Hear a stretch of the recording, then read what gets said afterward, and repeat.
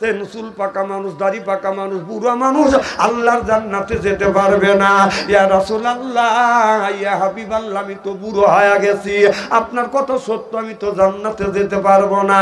আল্লাহ নবী বলে, সাহাবী রে, আল্লাহ যদি এই মুহূর্তে তোমাকে জান্নাতে দেয়, তুমি কি জান্নাতে যেতে চাও? সাহাবী বলে, ইয়া রাসূলুল্লাহ, ইয়া হাবিবাল্লাহ, আল্লাহ যদি জান্নাতে দেয় আমি জান্নাতে যাব। জান্নাতের জন্য তো আমি নামাজ পড়ি, জান্নাতে যাওয়ার জন্য তো আমি রোজা রাখি, জান্নাতে যাওয়ার জন্য তো আমি জিহাদের ময়দানে যাই, জান্নাতের যাওয়ার জন্যই তো আমি রমজান মাসে রোজা রাখি, আমি জান্নাতে যেতে চাই। আল্লাহ নবী বলে, সাহাবী, আল্লাহ তোমাকে জান্নাতে যদি দেয়, জান্নাতের মধ্যে তুমি কি চাও? সাহাবী বলে, ইয়া রাসূলুল্লাহ, ইয়া হাবিবাল্লাহ, আল্লাহ যদি আমাকে জান্নাতে দেয়, আমি বুড়া মানুষ, আমার বুড়ো বয়সে আর বেশি কিছু আশা নাই, আল্লাহ যদি জান্নাতে দেয়, জান্নাতের মধ্যে যেন স্বর্ণের একটা বিল্ডিং দেয়। দেখেন বুড়ো মানুষের শখ কি, বেশি কিছু চায় না, স্বর্ণের বিল্ডিং। চালাক কি, আল্লাহ দিবেই। সুবহানাল্লাহ, সুবহানাল্লাহ, খুলে এলেই নাকি কর। ও যখন করেই লাগবে 2-3 ঘন্টা, আজকে 2 ঘন্টায় কি 3 ঘন্টায় কি নাকি কর। যদি ফজরে নামাজ পড়ে যায় তাও মনে হয় আপনারা থাকবে। কিছু লোক বুকে থুতু লিচ্ছে না, ইন্নে লিখলে পরে মা খাবা কর।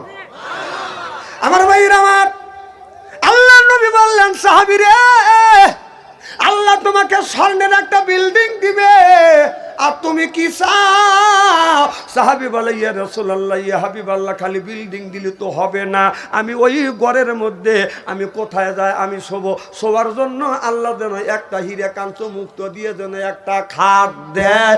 আল্লাহ নবী বললেন, হীরা কাঞ্চন মুক্ত দিয়ে তোমাকে একটা খাট দিবে, আর তুমি কি চাও?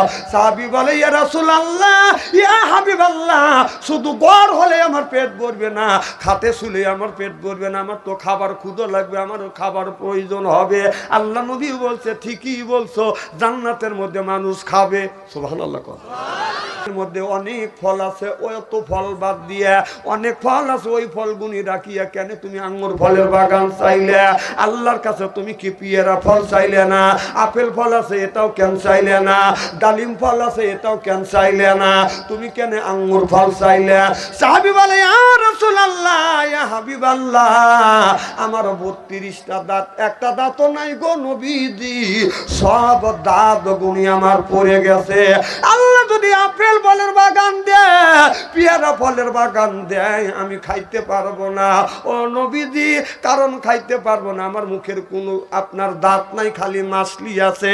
আল্লাহ যদি আঙ্গুর ফলের বাগান দেয়, মুখের মধ্যে নিয়ে আমি ঠাসি দিলে রসে আমার পেটটা ভরিয়া যাবে। চিল্লাকান আল্লাহু আকবার।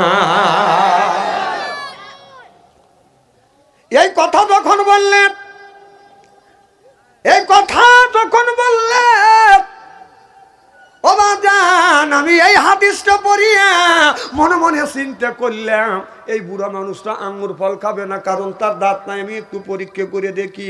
আমি বাজারে যাই, একটা বড় দেখে একটা আঙ্গুর ফল নিয়ে আসলাম, আপেল ফল বাজার নিয়ে আসলাম, এত বড় একটা আপেল ফল নিয়ে আসিয়া আমাদের এলাকা একজন মুরব্বীর মুখের একটা দাঁতও নাই। আমি যা বললাম, দাদা এই ফলটা কি আপনি খাইতে পারবেন? মুরব্বী মুখ চটকায় আর বলে, খাবো তো খাবো, শেষে দাও। কি দাও? আমি বললাম, শেষেও দেব না, কেটেও দিব না, আমান যদি আপনি কামড়াইয়া খাইতে পারেন আমি ফল তো দিয়েই দেবো, এরপরেই আপনাকে পেট ভরে আমি মিষ্টি খাওয়াবো। এবার দাদা বলে, মনে হয় পারবো না, তবে একটু চেষ্টা করে দেখি, ফলটা আমারে দাও।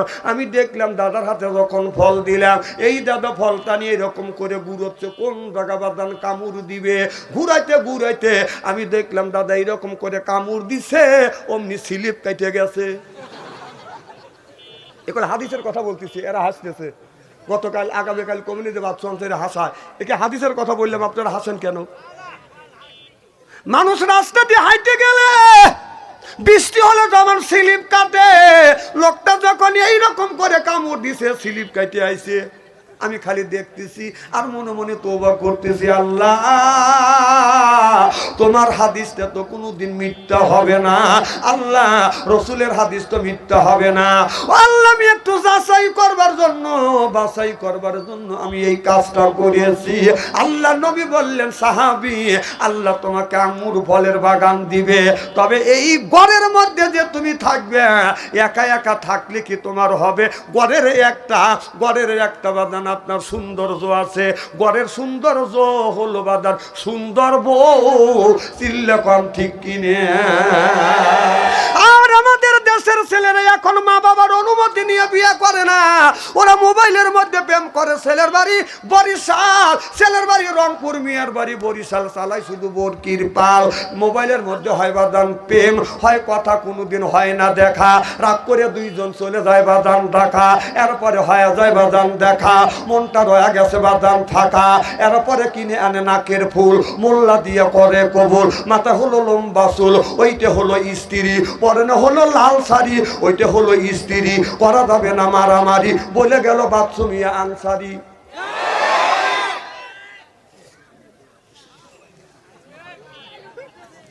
খুব খারাপ লাগতেছে নাকি? মারহাবা কর আমার ভাইরা, আমার মুসলমান ভাইরা, আল্লাহর হাবিবের প্রিয় উম্মতের আল্লাহর নবী বললেন, সাহাবীরে ঘরটাকে সুন্দর করে সাজানোর জন্যই একটা তোমার বউ দরকার। এই ঘর পালঙে শুবেন, পালঙের শোভা হলো বাদান বউ, এর উপরে বাদান ঘরের শোভা হলো বউ। একা একা তুমি ঘরের মধ্যে থাকবে, তোমার কি বউ দরকার নাই? সাহাবী বলে, ইয়া রাসূলুল্লাহ, ইয়া হাবিবাল্লাহ, আমি বুড়া মানুষ, বউ দিয়ে কি করব? আল্লাহ নবী বললেন, এক একটা মানুষকে যখন আল্লাহ জান্নাতে দিবে 70 করে বউ দিবে। এক একটা মানুষ যখন জান্নাতে দিবে, জান্নাতে যখন যাবে 70 করে বউ দিবে। যেই বইয়ের বয়স হলো 16 থেকে 17, 17 থেকে 18, এর চাইতে বড় হবে না, ছোট হবে না। আর আমাদের ঘরে ঘরে একটা করে হুর রয়ে গেছে, এই হুরের বালি সেই নাক রাখা যায় না। আর ওই হুর থুতু ফেললে মাটি আতরের মতন গ্রান হওয়া যাইতো, থুতু ফেললে পানিতে থুতু ফেললে আতরের মতো সাদা হওয়া যাইতো।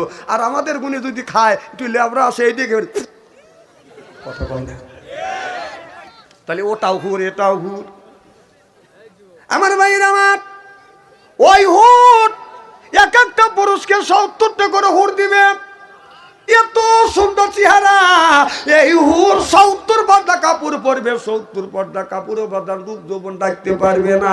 70 পর্দা কাপড় বেদ করিয়া গায়ের পশম দেখা যাবে, চামড়া দেখা যাবে, গোস্ত দেখা যাবে, হাড় দেখা যাবে। হাড়ের মধ্যে যে মস চলাফেরা করতেছে, মস পর্যন্ত দেখা যাবে। 70 পর্দা কাপড়ে হুরের রূপ যৌবন বাদান ডাকতে পারবে না। আর আমাদের দেশের কিছু মহিলা আছে, রাস্তা দিয়ে যায়, পায়ে পরে হাই হিল করতেছে, কিলকিল ঠোঁটে লাগায় লটকে যুবকের দেশি, এরপরে শর্ট কামিজ লাগাইয়া রাস্তা দিয়ে চলে, পেট খালি পিঠ খালি। আমি হিসাব করে দেখলাম ওই মেয়েটা অরিজিনাল শয়তানের শালি। যুবকের দেহাতে তালি চেনে না অলি গলি, চিল্লা কর ঠিক কিনে। ওই হুর আসিয়াম যখন মানুষকে জান্নাতে দিবে, এই মানুষটা যখন জান্নাতে যাবে, হুর আসিয়া গাড়ের উপর যখন হাত বুলাইবে, এই লোকটা হুরের দিকে তাকাইয়া ঘাড় ঘুরাইয়া হুরের দিকে যখন তাকাইবে, এক নজর ছায়া থাকবে। 70,000 বছর চলে যাবে, চোখের পলক ফেলবে না। সুবহানাল্লাহ। ওই হুরের দিকে যখন মানুষ তাকাবে, এক নজরে ছায়া থাকবে, 70,000 বছর চলে যাবে। সুবহানাল্লাহ। বাড়ির যা কয়ে। আর রাস্তা দিয়ে যদি একজন মহিলা যায়, মহিলার দিকে যদি একবার তাকান যায়, আল্লাহ মাফ করে দিবে। দ্বিতীয়বার তাকালে আল্লাহ আমলনামায় গুনাহ লিখবে। আমার কথা কি বুঝতেছেন? এখনকার যুবকেরা বলে, হুজুর মহিলার দিকে যদি একবার তাকান যায়, আল্লাহ যদি মাফ করে দেয়। দ্বিতীয়বার তাকালে যদি আল্লাহ আমলনামায় গুনাহ লেখে। হুজুর এক নজরে 1.5 ঘন্টা তাকা থাকবো। ও তাফসীর করলে ওরা উল্টো করে।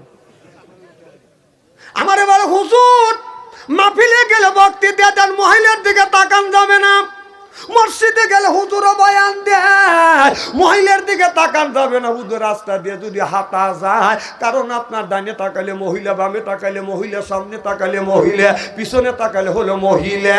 উপর দিকে যদি তাকায়, 3 তলার উপর থেকে 3 জন মহিলা মাথা বাই করে রয়েছে, বেলাউদের রাতটা কুত্তায় খাইছে। হুজুর রাস্তা দিয়ে হাঁটলে শুধু মহিলা, যদি রাস্তা দিয়ে যায় পুরুষ, যদি রাস্তায় 5 জন বাজে, মহিলা বাজে 20 জন। অর্থাৎ এক একটা পুরুষের ভাগে, বাংলাদেশের এক একটা পুরুষের ভাগে, আল্লাহ বাংলাদেশের পুরুষের ভাগে 3.5 জন করে মহিলা ভাগে পড়ছে।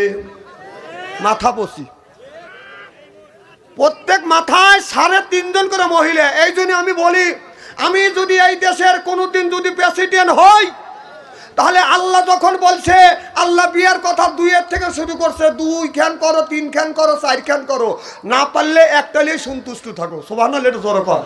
আমি যদি এই দেশের প্রেসিডেন্ট হইতাম, বাংলাদেশের সব যুবকদেরকে বলতাম, তোমরা 2 থেকে বিয়ে শুরু করো।